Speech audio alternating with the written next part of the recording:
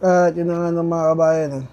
Pag-usapan nga po natin na ito po naging press con ni Senator Jinggoy Estrada, mga kabayan. Mantakin mo mga kabayan, ito pong mga mainstream media, talagang tahasan pong minamaliit ang kakayahan ni Congressman Marcoleta o Senator Marcoleta na pamunuan po yung Blue Ribbon Committee. Ayon po sa mainstream media, natanong po nila itong si Senator Jinggoy Estrada, bakit ibinigay sa isang neophyte, isang newcomer, ayon nga kay Karen Davila, isang baguhan sa Senado, yung napakalakas na komite na Blue Ribbon Committee.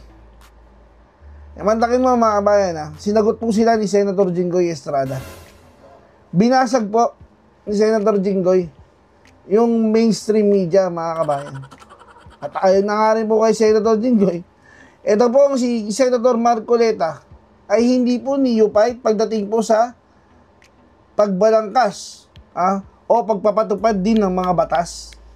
Napakatagal na pong miyembro ng Kongreso si Senator Marcoleta at hindi po matatawaran yung mga kasong inaimbestigahan po nila dyan. Kung atin nga pong babalikan mga kabayan, napakadami po ng mga paglabag na ginawa ng ilan sa mga congressman dyan na naimbestigahan po ni Congressman Marcoleta. Ang malupit lang dito, ang masakit lang dito mga kabayan, ngayong kumalas, yung kumalas na po si BP Inday Sara dyan sa gobyerno ni Bongit, tinabagay, pinag-initan po si Congressman Marcoleta ng kanyang mga kasama. Kanya lang naman po pinatutupad ang batas. Dumating po sa point na pati si Congressman o Senator Marcoleta ay ginigipit ng mga kasama niya. Kaya nga po ngayon, ayon po kay Senator Jinggoy, kung ganyan ang tingin, kung ganyan po ang tingin ng mainstream media kay Senator Marcoleta, nagkakamali po kayo. Matinik po, mas matinik pa po sa bangus itong si Congressman Marcoleta. Susubukan na po yan. Ano pong susubukin dyan? Sana po maimbestigahan na nga po yung flood control at kung saan po napunta yung pera. Yan po yung naway dapat unang-unang maimbestigahan ni Senator Marcoleta. Dapat nga po maimbitahan na po dyan sino? Si Chua diba? Diyan sa pinagagawa niya rin dyan sa Maynila. Yun yung aabangan po natin. Dahil dyan, nandito po yung interview ni press con po pala. Press con ni Senator Jinggoy Estrada patungkol nga po dyan. Senator Jinggoy, pasok po. Committee Chairmanship, marami nagtataka bakit yung Blue Ribbon Committee na kay Marcoleta, bukod sa neophyte, why not? Identified siya sa Duterte. There's always a first time. And Senator Marcoleta is highly qualified to head that committee. He being a lawyer, tanggalin mo na yung opposition siya. Sa aming palagay, o sa aking palagay, he is highly qualified to hold that post, to hold that committee. Do you think magiging patas lang siya sa mga... He is fair. With all due respect, si Senator Marcoleta is fair. Kasi pagkaalala niya, siya lang bang neophyte senator na nag-head ng... Yeah, sa tagal ko dyan Senado, this is the first time that a neophyte senator and an opposition at that ay hinawakan ang Blue Ribbon Committee. Dapat ba, Pero wala naman sa rules ng Senado na hindi pwede ibigay sa isang neophyte senator. So, meron pa bang ibang express ng interest sa BRC? Wala naman. Sa Blue Ribbon? Wala naman. It was previously held by Senator Pia. Yeah, he requested it. So, walang nag-request? Wala naman. pero yung pag-request niya at pagbigay ng Blue Ribbon, hindi kapalit ng pagsuporta ng Duterte? Walang kapalit yun, walang kapalit.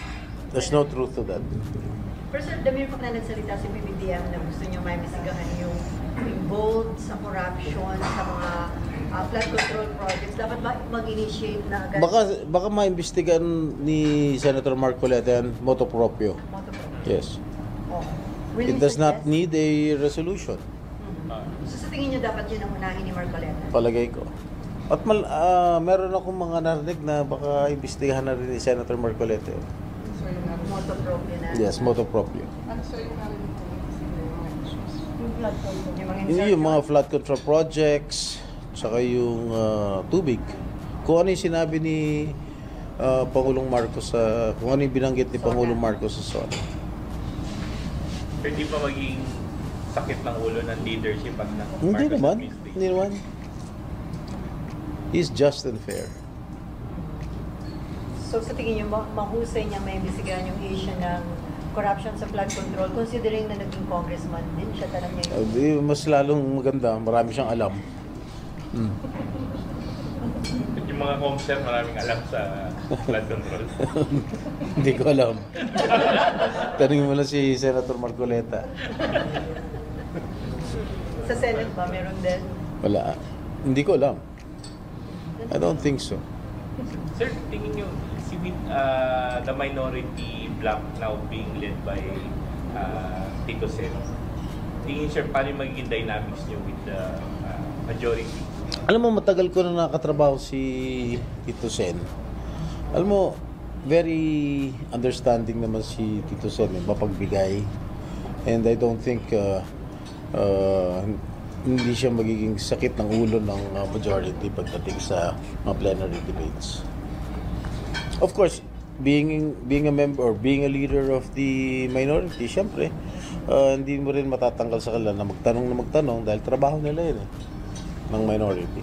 Kasi ako, my first term as a senator, nasa minority ako eh. Ilang taon ako nasa minority. Ilan kayo? Noong panahon ni GMA. President GMA. Ang minority leader namin, Senator Nene. Sir, do you think stable naman yung leadership ni Cheese, considering na may 5 minority na panay veteran senator? Yeah, I think so.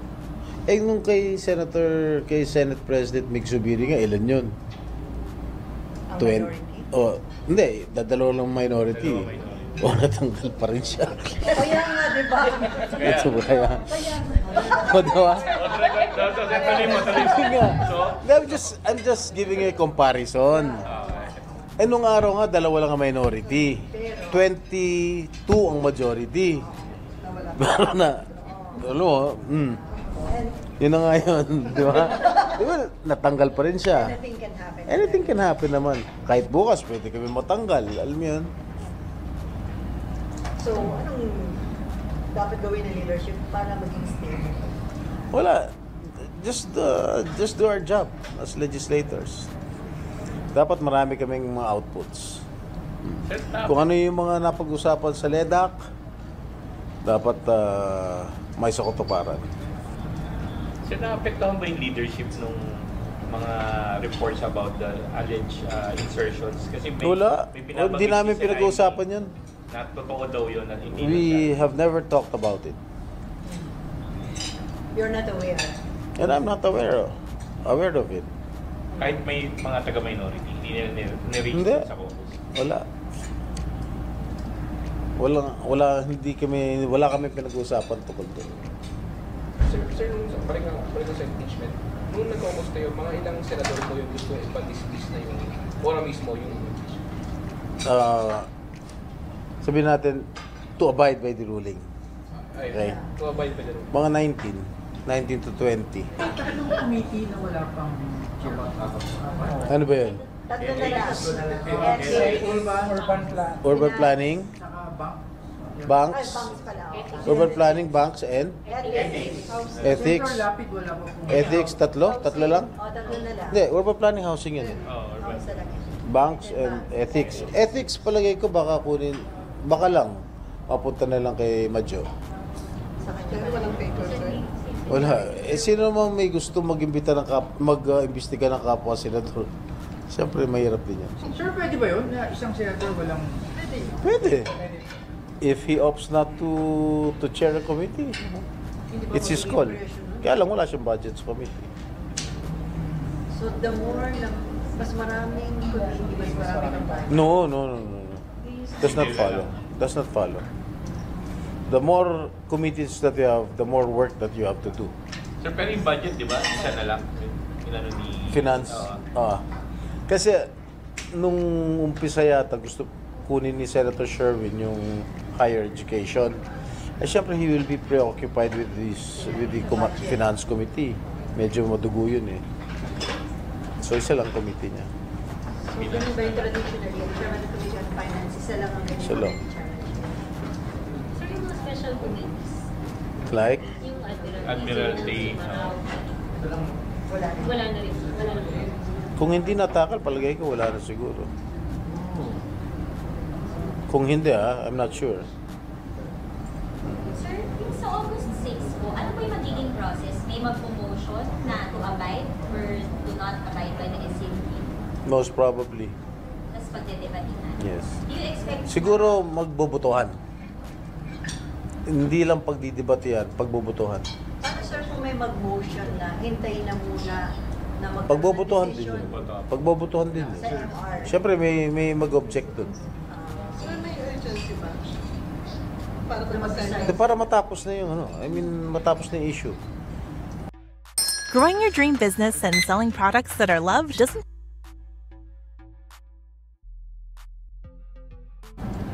So talagang, 6 talaga lahat yung mag-settle. Dapat sa Monday eh.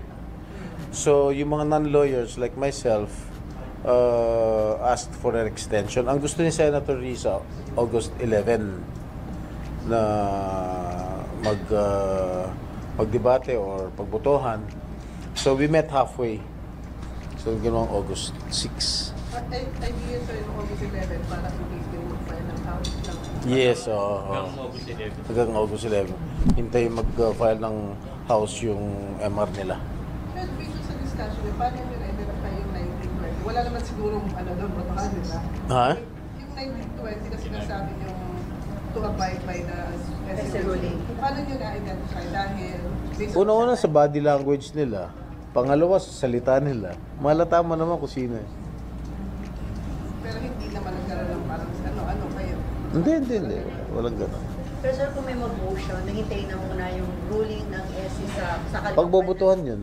Ikaw, ano magiging boto mo doon, sir? Bakit pa natin hintayin? Liwaliwanag na sinabi ng Korte Suprema. Wala na kaming jurisdiction. Infirm yung final ng House.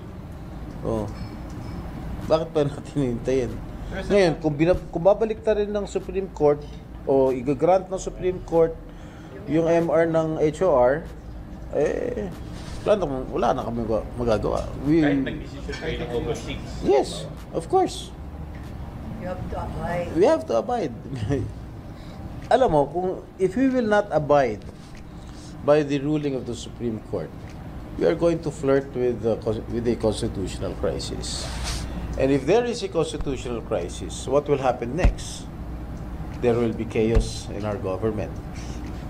Kami mga mambabatas, gumagawa ng batas, tapos hindi kami susunod sa batas. That's awkward. Kung kami mga mambabatas, ayaw namin sundan ng Korte Suprema, ano pa kaya yung mga iba? Yung mga ibang ordinaryong tao na may kaso na adverse sa kanila. Hindi rin nila susundin. Magkakagulo ang gobyerno. Kahit sir na, sole domain ng Kongreso ang impeachment. Still, we have to follow the ruling of the Supreme Court. Pag hindi natin susundin ng Supreme Court, sino pa susundin natin? Sino pa susundin namin? Meron nga nagsabi, mas mataas pa nga daw yung mas makapangyarihan ang impeachment court sa Supreme Court. I beg to disagree. Sir, sa minority, may mga nagsasabi na they will abide sa ruling of the court. Others kept mum.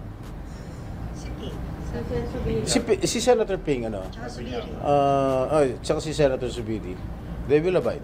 How by about it. Lauren? Nag-express na rin siya. She was mum on it.